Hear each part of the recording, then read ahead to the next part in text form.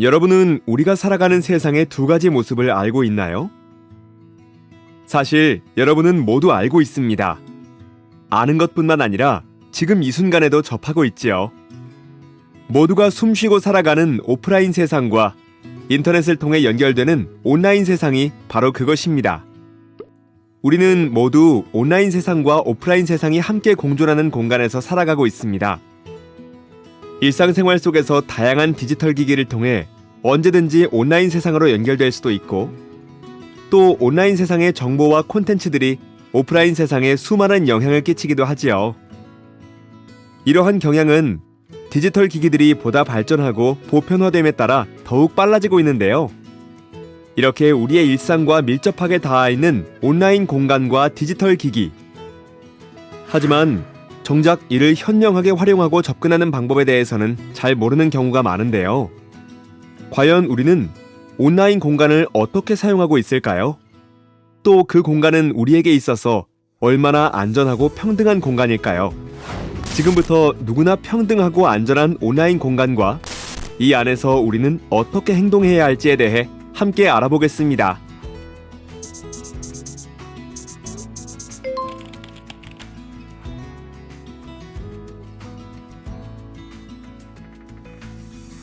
여러분은 디지털 성폭력이라는 말을 들어본 적 있나요? 디지털 성폭력이란 스마트폰, 태블릿 PC, 컴퓨터 등의 디지털 기기와 온라인 공간을 이용해 발생하는 성폭력을 의미하는데요. 주로 카메라 등 디지털 기기를 이용해 다른 사람의 신체를 촬영하거나 촬영물을 동의 없이 유포, 합성 혹은 유포하겠다고 협박하는 행위, 이를 저장하고 게시하는 행위 등이 이에 해당합니다.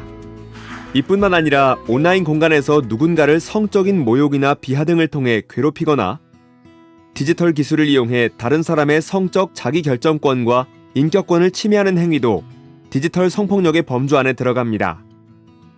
그렇다면 디지털 성폭력의 유형에는 어떤 것이 있을까요? 첫 번째는 불법 촬영 후 유포하는 행위입니다. 우리는 이를 불법 촬영 범죄라고 부르는데요. 여기서 불법 촬영이란 화장실이나 숙박업소, 개인 공간, 대중교통 등에서 다른 사람의 신체 등을 동의 없이 촬영하는 행위를 말합니다. 이처럼 촬영 행위뿐만 아니라 촬영물을 유포하는 행위 역시 불법 촬영 범죄에 해당하는데요. 많은 사람들이 불법 촬영에는 동의 없는 촬영을 기반으로 한 내용만 포함되는 것으로 알고 있는 경우도 많습니다. 그러나 실제로는 동의를 얻어 촬영을 했다 하더라도 성적인 촬영물을 동의 없이 유포하거나 유포하겠다고 협박하는 행위도 불법 촬영 범죄에 속합니다. 두 번째는 불법 촬영물을 공유하거나 소비하는 행위입니다. 온라인에서는 이러한 불법 촬영물을 접할 가능성이 높은데요. 이처럼 웹하드나 불법 사이트 등을 통해 불법 촬영물 또는 동의 없이 유포된 성적 촬영물을 다운로드하거나 시청하는 행위 역시 디지털 성폭력에 해당합니다. 단순히 내가 촬영자가 아니라서 혹은 최초 유포자가 아니라서 가해자의 범주에서 벗어날 수 있는 것은 아니라는 뜻이지요. 이처럼 디지털 성폭력은 불법 촬영물의 공급뿐만 아니라 소비에 의해서도 발생한다는 점을 꼭 기억해 주세요. 세 번째는 온라인에서 성적으로 괴롭히는 모든 행위인데요. 누군가를 괴롭히기 위해 단체 채팅방이나 SNS 댓글 등을 이용해 누군가에게 성희롱을 하거나 성적인 모욕, 비하, 혐오 표현 등을 하는 행위가 이에 해당합니다. 여기에는 단순히 글로 적거나 대화하는 것 외에도 다른 사람의 사진을 성적인 이미지와 합성하거나 해당 불법 합성물을 유포, 게시하는 행위까지 포함되는데요. 이러한 온라인 기반의 성적 괴롭힘은 사회에서뿐만 아니라 학교 폭력에서도 자주 나타나는 폭력의 유형으로 집단과 익명성 뒤에 쉽게 숨을 수 있기에 이와 같은 행위로의 유혹에 쉽게 빠질 수 있습니다. 네 번째는 온라인을 통한 모든 그루밍 행위입니다. 이는 누군가를 성적으로 착취하기 위해 SNS나 채팅 어플리케이션 등을 통해 개인적인 신체 촬영물이나 성적인 영상, 만남 등을 요구하는 범죄인데요. 불법 촬영과 같이 디지털 공간의 유포를 목적으로 한 범죄 유형은 아닐지라도 성폭력을 저지르기 위한 수단으로 온라인 환경을 이용하고 있기 때문에 이 역시 넓은 범위에서 디지털 성폭력의 한 유형이라고 볼 수 있습니다.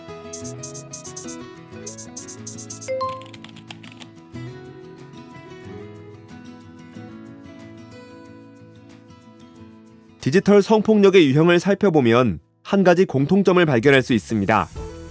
바로 피해의 확산이 빠르고 광범위하다는 점인데요.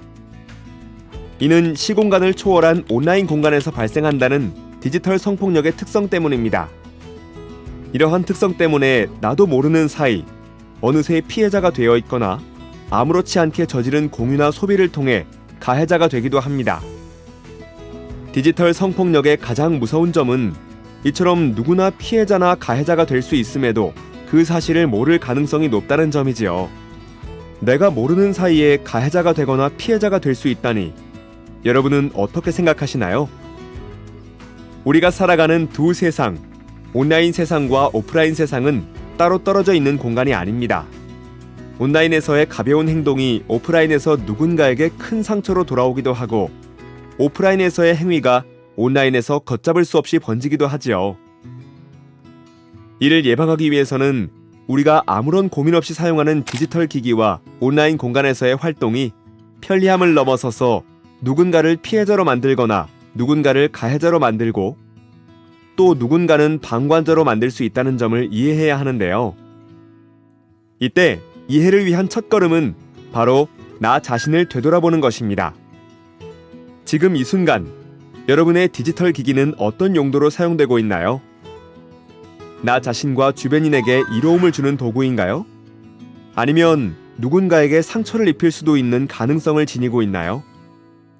마지막으로 여러분이 살아가는 온라인 공간은 어떤 모습을 하고 있나요?